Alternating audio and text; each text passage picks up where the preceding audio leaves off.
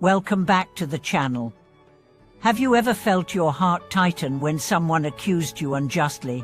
Have you wondered whether the measure of real cultivation is in moments of praise or in how steadily you stand when all voices turn against you? Today, we'll explore why bearing false blame with equanimity is the highest proof of spiritual maturity, and how one venerable teacher's extraordinary composure under slander can guide us to unshakable peace.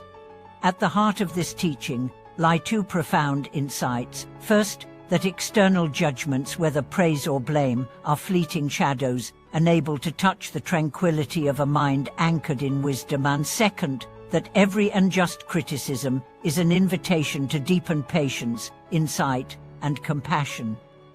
Over the next hour, we'll journey through the life of Master Qigong, whose serene response to a devastating false charge became legend, then witness modern stories from courtrooms to corporate boardrooms, where ordinary people applied his timeless counsel to transform humiliation into liberation.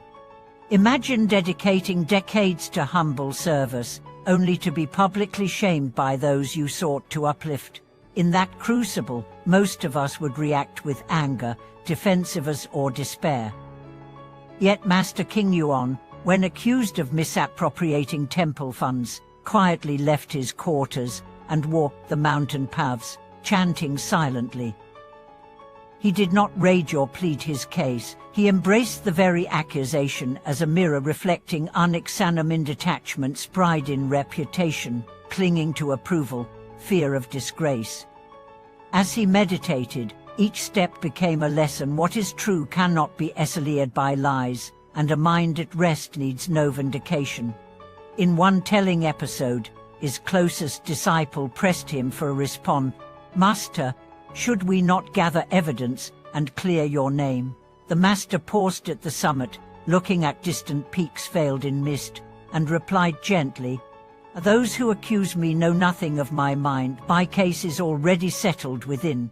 He then instructed his followers to continue their practice without distraction.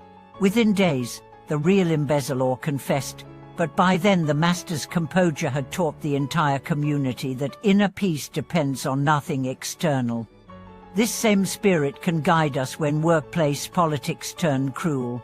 Consider Eleanor, a mid-level manager who found herself the target of a smear campaign that threatened her career. Instead of lashing out or launching a legal battle, she adopted the master's strategy of silent perseverance. Each morning, she sat quietly for 10 minutes, reciting an affirmation of her own values and visualizing false words dissolving like ink in water. At work, she treated each colleague or accuser with the same respectful calm. Over time, her credibility and kindness spoke louder than rumors. When the truth emerged, she chose forgiveness rather than revenge, earning respect and strengthening trust on every floor of the building. Or take the story of Jamal, an academic whose research was plagiarized by a rival colleague. When the injustice became public, Jamal resisted the urge to fight back with indignation. Instead, he immersed himself in his subject with renewed vigor, publishing articles of such clarity and generosity of insight that the scholarly community rallied behind him. His refusal to be dragged into bitterness became his greatest defense, and within a year he was awarded a prestigious fellowship, an honor far more enduring than any legal settlement. What lessons can we draw from these examples? First, that patience in the face of false blame dissolves the very energy of slander. It cannot take hold in a mind that refuses to clutch at grievance. Second, that insight into the impermanent nature of reputation frees us to act from compassion rather than fear. And third, that by maintaining respectful conduct toward our accusers, we sow seeds of understanding that often transform hostility into humility. To bring this teaching into your own life, begin with the simple practice of 3 breaths whenever you detect an unfair criticism, online or in person. Acknowledge the sting of injustice, then gently remind yourself, their words are not absolute. My essence remains clear. From that place of inner steadiness, choose a balanced response, perhaps offering calm clarification. perhaps granting silence. In every case, remember Master Kinggui's example, the deepest vindication lies in unwavering peace. May the sublime wisdom of bearing false accusations as a path to freedom inspire you to stand unshaken by every slanderous wind. May each trial become a teacher, guiding you ever closer to the radiant stillness at the heart of true practice. Building on these examples, it becomes clear that transforming false accusation into a path of growth is not a one-time feat but a continuous unfolding of wisdom. Each time injustice touches our lives, we have the opportunity to pause and remember that slander gains its power only when we cling to grievance. By practicing gentle non-attachment to reputation, reminding ourselves that our true worth lies in the integrity of our actions rather than in external approval, we break the chain of reactivity and open space for compassion for both ourselves and those who lash out in fear. Consider a community organizer named Sophia, whose grassroots efforts to revitalize a neglected neighborhood drew harsh criticism in the local press. Rather than responding with defensive statements, Sophia convened a listening circle, inviting supporters and detractors alike to share their concerns. In that circle, she listened openly to fears that her projects would displace long-time residents, acknowledged mistakes in prior planning, and offered a renewed commitment to collaboration. By treating criticism as a source of insight rather than an attack, she not only diffused hostility, but co-created solutions that balanced development with preservation, forging alliances that no amount of legal defense could have achieved. In families too, false blame can become a crucible for deeper connection when met with steady equanimity. Imagine an elder sibling, Maria, unfairly accused by her brother of hoarding family savings. Instead of denying or reprising grievances, Maria chose to sit down with him over tea, gently inquiring into his fears about financial scarcity. As he poured out anxieties stemming from past losses, Maria realized his accusations were a misguided plea for reassurance. She responded with transparent sharing of accounts and an offer to help him build his own budget skills. In that moment, the false accusation became the doorway to mutual understanding and strengthened trust between them. Neuroscience illuminates why this path works. Studies of stress physiology reveal that the act of non-reactive awareness, pausing to observe one's emotional responses without judgment, significantly lowers cortisol levels, the hormone linked to fear and aggression. Meanwhile, engaging in compassionate inquiry activates the brain's parasympathetic system, fostering calm and enhancing empathic connection. In effect, meeting accusation with mindful presence rewires our stress response, making it easier to maintain clarity and kindness even amid turmoil. To cultivate this capacity in daily life, develop a simple ritual of reflective journaling immediately after any experience of unjust blame. Write down the accusation as you heard it, then ask yourself, what story am I telling about this? What feelings arise in my body when I imagine defending myself? How might I respond from curiosity rather than from fear? Allow your answers to guide a constructive next step, whether that is a calm conversation, a written clarification, or simply a meditation focused on forgiveness. As you grow in this practice, you may also experiment with a compassionate silence. Rather than rushing to justify or refute, you hold space for the other's words, caring for their suffering even as you let their misperceptions fall away. This silence is not passive resignation, but a dynamic expression of strength, an unspoken confidence that truth and integrity need no force to stand. In workplaces or social media arenas where reactive outbursts can escalate rapidly, choosing silence can redirect energy from contention toward creative problem solving.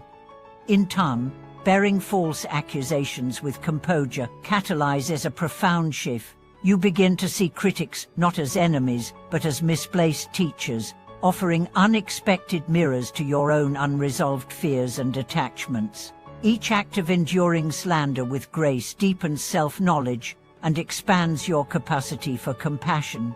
You discover that spiritual practice is not confined to cushion or retreat center but lives most fully wherever reputation is tested on the factory floor, in the courtroom, at the dinner table, and in the swirl of online discourse.